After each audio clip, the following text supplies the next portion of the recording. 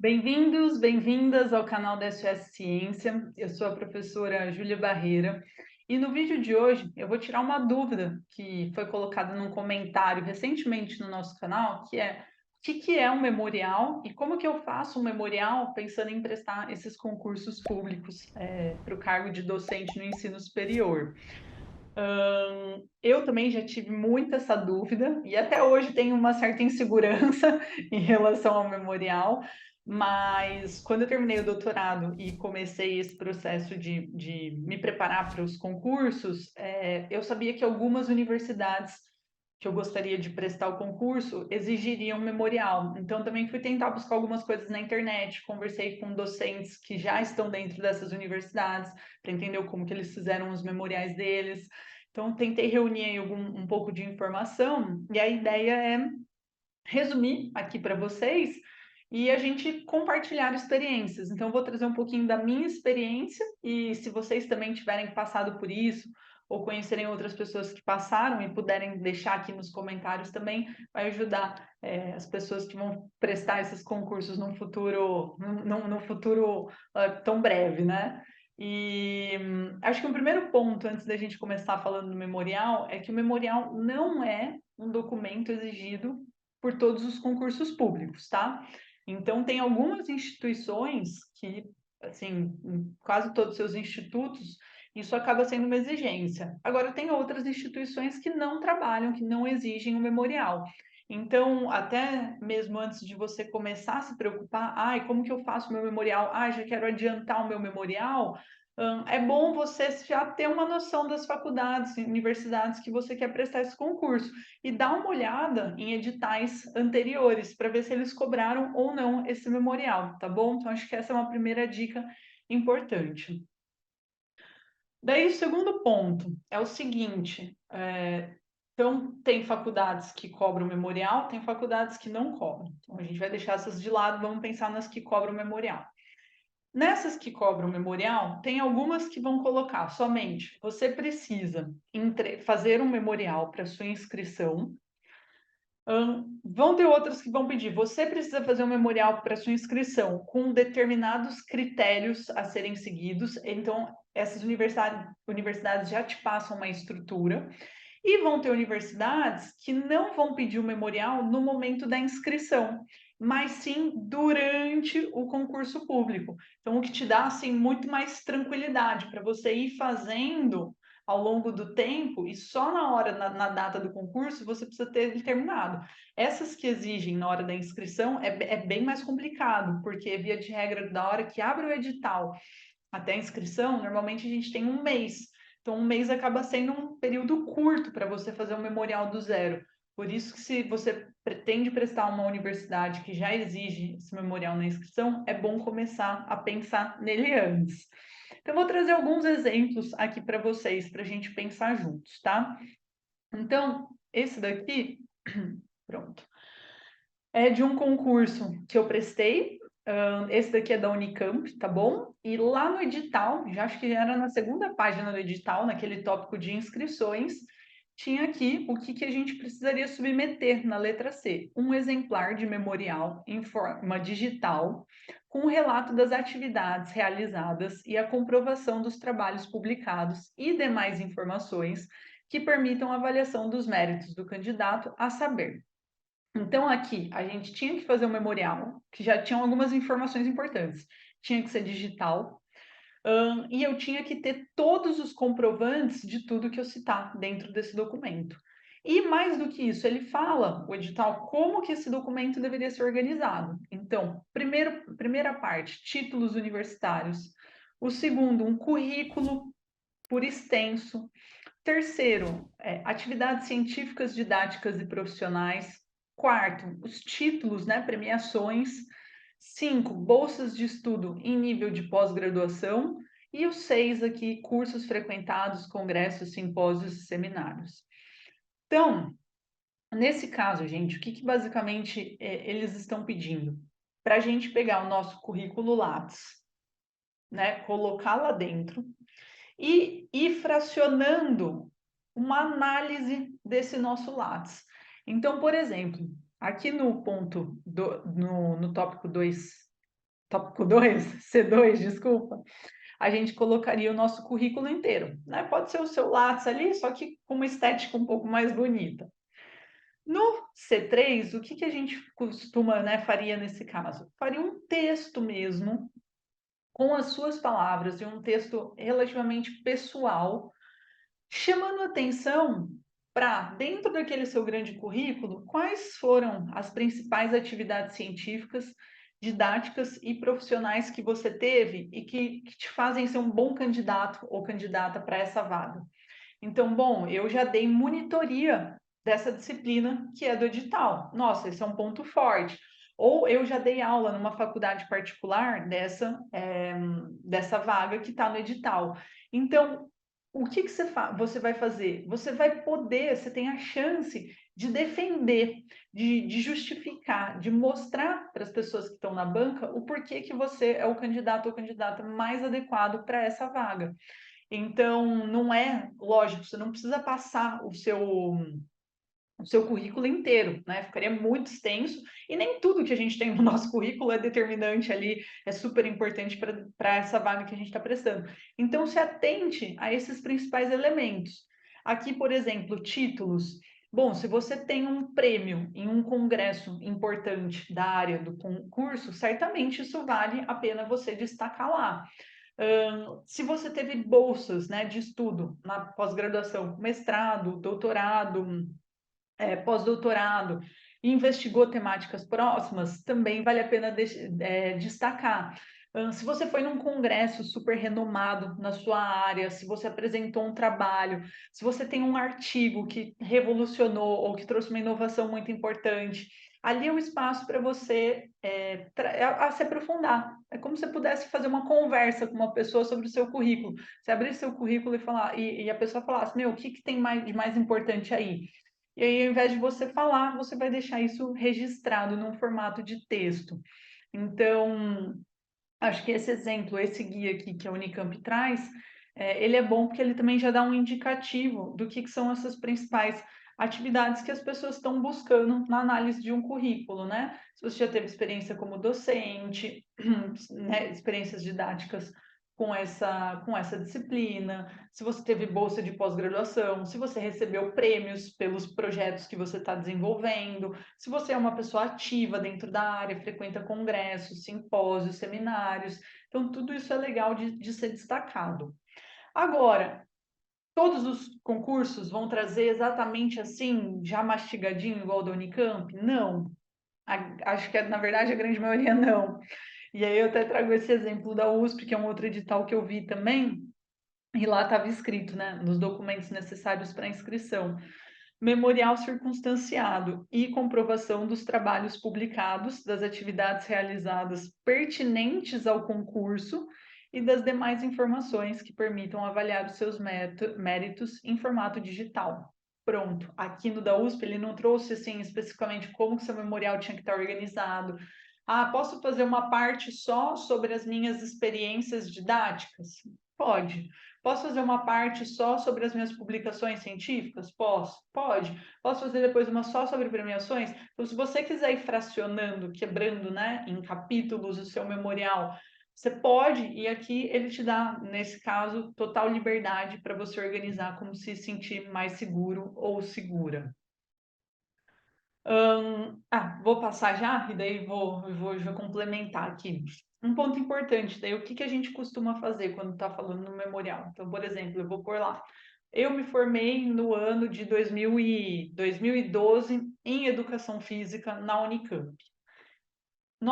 Depois que eu terminei essa frase, eu coloco entre colchetes ou entre parênteses o número, por exemplo, número 1. Fiz mestrado no ano de 2017, blá, blá, blá, blá, blá, blá. Número 2. Fiz o doutorado, número 3.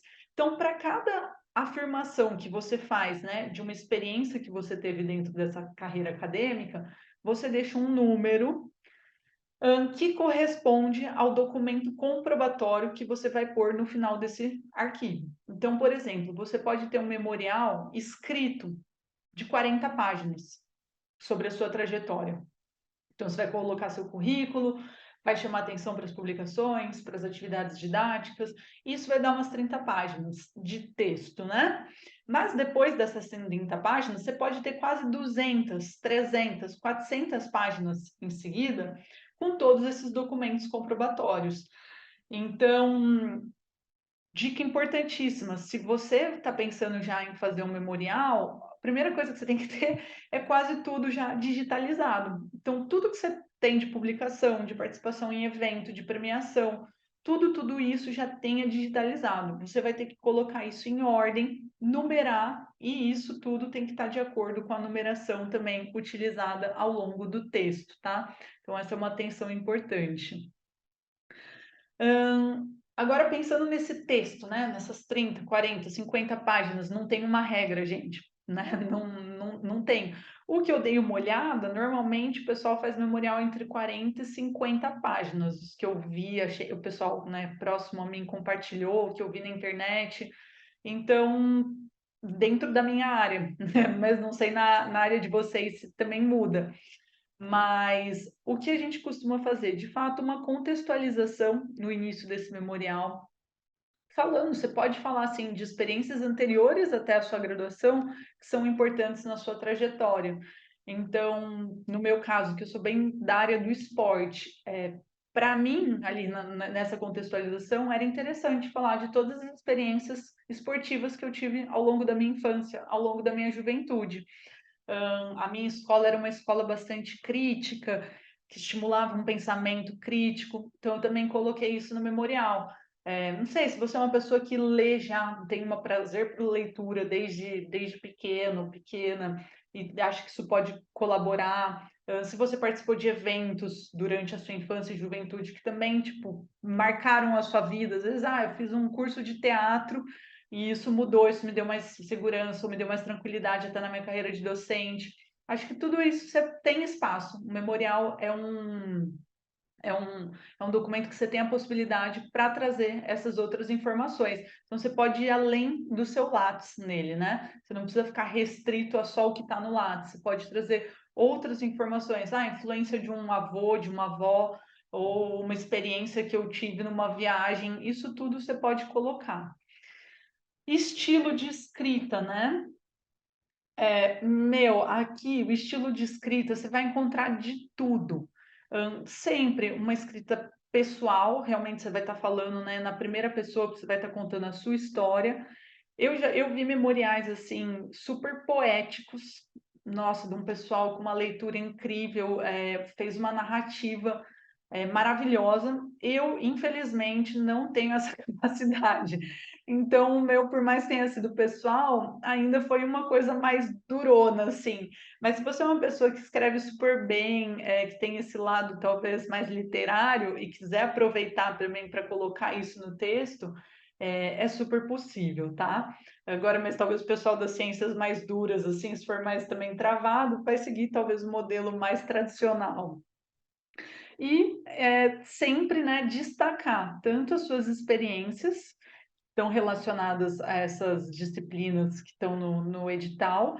E um ponto muito importante que, que algumas pessoas me deram de dica é destacar a sua autonomia como pesquisador ou pesquisadora.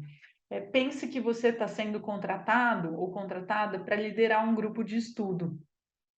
E essas pessoas querem alguém que monte um grupo, que lidere um grupo, que saiba fazer projetos de pesquisa, que saiba orientar. Então, se você tiver ações, experiências, vivências dentro do seu currículo que mostre isso, que você já orientou, ou que você, né, faz projetos de pesquisa com muita tranquilidade, que você já liderou ali um grupo, uma discussão por um tempo, isso é super importante, tá? Então, acho que essa questão aqui da autonomia vale destacar ao longo do texto.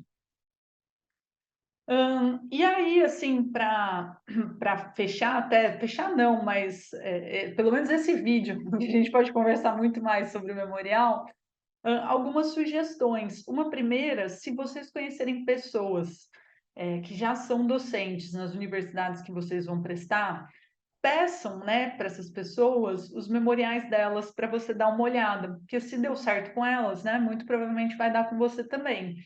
Agora, qual é o ponto, a ponderação que a gente tem que fazer nessa sugestão? O memorial é um documento extremamente pessoal, né? Você vai estar, tipo, falando de experiências suas que não estão no Lattes, que muitas pessoas podem não conhecer. Então, não dá para você pedir um memorial para uma pessoa que não é próxima a você, que não tem um certo nível de intimidade. Eu mesmo, assim, pedi um memorial só para uma pessoa, uma professora que era muito próximo a mim, sei que estava torcendo muito e que não veria problema de compartilhar. Mas não é algo que a gente sai pedindo, não, porque é bem pessoal, tá?